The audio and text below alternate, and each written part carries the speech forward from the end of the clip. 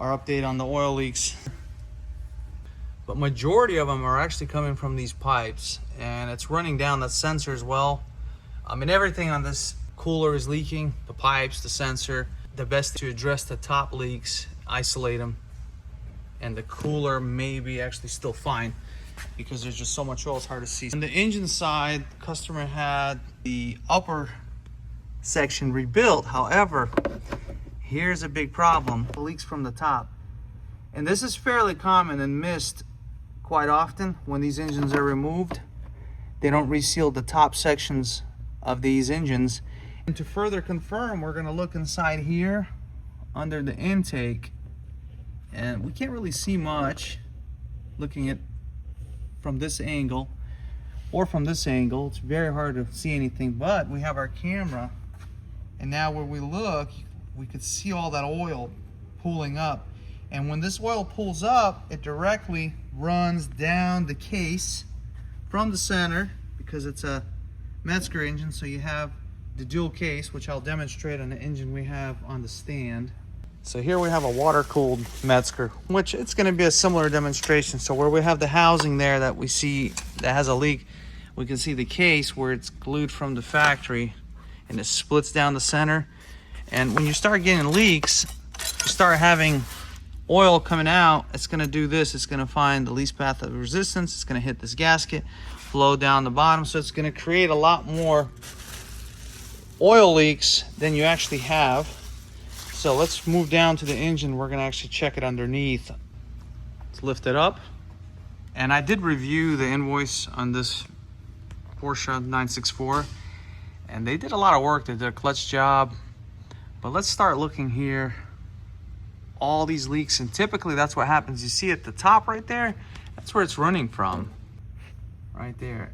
All that oil just kind of coming down. So that doesn't mean that the bottom end or the case may not be leaking also.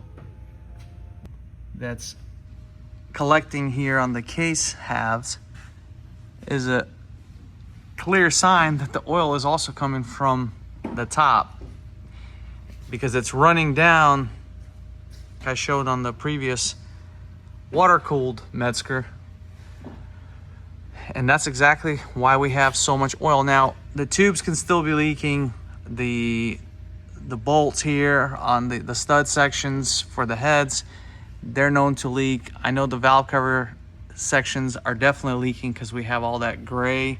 That's corrosion. Now, there is already a billet cam cover that solves this issue.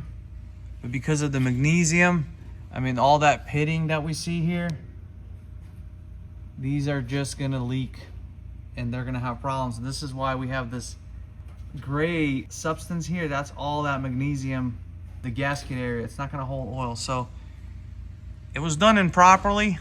As far as this should have been replaced. Every single bolt here, they're leaking. All these leaks are everywhere.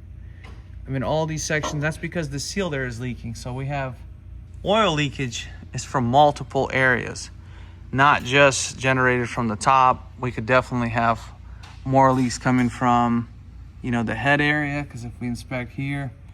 But at this point, I would start off with fixing the top area, replacing the valve covers with proper billet valve covers, and get rid of this magnesium valve cover that's clearly leaking. The reason why oil leaks are a problem is because when you have oil leaks, you're going to introduce unmetered air, and your mixture is going to be off, and the car is going to run rich. That's why it smokes. There's a lot of things. Obviously, there's a fan problem that this car has due to the ignition switch.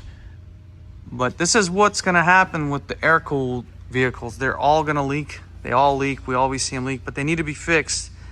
Most of the time when we see them, customers are not aware how important oil leak repairs are, because no one really explains it to them that when you have oil leaks, you have also vacuum leaks, because it's a closed system. So it's pulling in air in areas where it's not supposed to, including on the crankcase, but it's supposed to only pull in air from the intake. So we don't want that ever to be the case. A lot of times they leak like this, and then they run really rough, and then they end up having issues with cylinder wash and so on, and they just have a bunch of problems because they don't get taken care of properly as far as the oil leaks.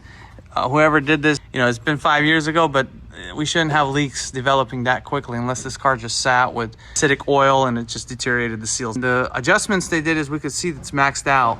The car is so low that we're fully out of adjustment. Same thing here. And because the vehicle sits so low, you're limited now to how much adjustment you can do for your alignment, camber, and casters. Rack and pinion that I wanted to show, it's leaking oil. The seal inside, this is a boot. We're not supposed to even have oil here, but it's ripped so we can actually see it's coming from the pinion. And I'm actually going to show the reservoir how much metal has accumulated already, because it's just destroying itself from within. So the rack and pinion needs to be replaced, this whole section. And this is pretty common. 30-something years old, the fluid's probably never been changed. So there's our power steering reservoir. If we look closely, you can see the color of the oil is actually metallic-y. Can't really get the camera in here, but we can see, because this is supposed to be yellowish green color. Yeah, so it's pretty nasty. So there's something going on inside that rack. That when I originally drove it to the shop, you can smell fuel. If we start resealing this engine, I'll make an update video, but it depends on what the customer wants to do. Thank you for watching. We'll see you next time.